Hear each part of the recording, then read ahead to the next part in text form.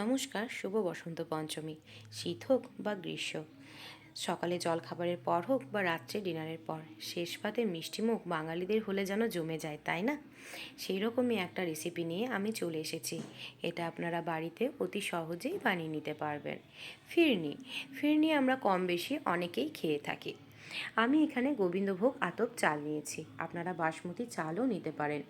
1 KG দুধের জন্য 1 লুট আর অল্প চাল নিয়েছি। চালটা আমি আগের থেকে 15 মিনিটের মতন ভিজিয়ে রেখেছিলাম। তারপর একটা ছাঁকনিতে 1 ঘন্টার মতন চালের জলটা ঝরিয়ে নিয়েছি। চালটা যেন একটু ঝরা ঝরা হয়। তারপর মিক্সি জারে নিয়ে এটা আমি বেটে নেব। খুব পাউডার ডাস্ট করব না, একটু যেন দানা দানা থাকে। আবার অন্যদিকে কয়েকটা কাজুও নিয়ে নিয়েছি, কাজুটাও আমি বেটে নেব। কাজুটা বাটার পর একটা বাটির মধ্যে তুলে রেখে সেখানে গরম দুধের মধ্যে কাজুটা গুলে রাখলাম। কাজুটা যদি দুধের মধ্যে ডাইরেক্ট দিই তাহলে দানা পেকিয়ে যায়, তখন ফিরনিটা খেতে ভালো লাগে না। এরপর ভালো করে দুধটা নাড়াচাড়া করব। দুধটা যখন প্রায় হাফের মতন হয়ে আসবে তখন আমি চালের গুঁড়োটা দিয়ে দেব। চালের গুঁড়োটা দেওয়ার সঙ্গে সঙ্গেই কিন্তু নাড়তে হবে, না হলে চালের গুঁড়োটাও দানা পাকিয়ে যাবে।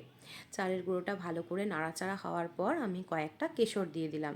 কেশর দিলে গন্ধটাও যেমন খুব সুন্দর হবে, তেমনি রঙটাও খুব ভালো আসবে। কেশর দেওয়ার পর ভালো করে নাড়াচাড়া করে দেখব যখন খুব ঘন হয়ে এসছে তখন কাজু বাটাটা দিয়ে দেব। কাজু বাটাটা দিয়ে দেওয়ার পর ভালো করে আবার নাড়াচাড়া করতে হবে। নাড়াচাড়া করার পর এর মধ্যে আমি দিয়ে দেব একটুখানি মিল্কমেড। মিল্কমেড আপনারা দিতেও পারেন, নাও পারেন, এটা অপশনাল। মিল্কমেডটা দিলে আমার যেন মনে হয় স্বাদটা আরও ভালো লাগে, কারণ এটা মিষ্টি মিষ্টি ভাবও থাকে আর দুধটা আরও একটু ঘন করতে সাহায্যও করে। ভালো করে নাড়াচাড়া করে নেওয়ার পর প্রায় ফিরনি আমার শেষের মুখের দিকে হয়ে এসছে। আমি দিয়ে দিয়েছি পাটালি, খেজুর গুড়। শীতকাল বলে তো কথা, খেজুর গুড় ছাড়া কি কিছু মানায় বলুন? আপনারা চিনির বদলে খেজুর গুড়টা দিতে পারেন। ব্যাস, ফিরনি আমার কমপ্লিট। শেষে একটু ঘি, 2 চামচের মতন গোলাপ জল আর কেওড়া জল দিয়ে আমি এটা নামিয়ে নেব।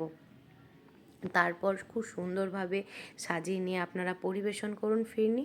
লুচির সাথেও পরোটার সাথে অসাধারণ লাগে।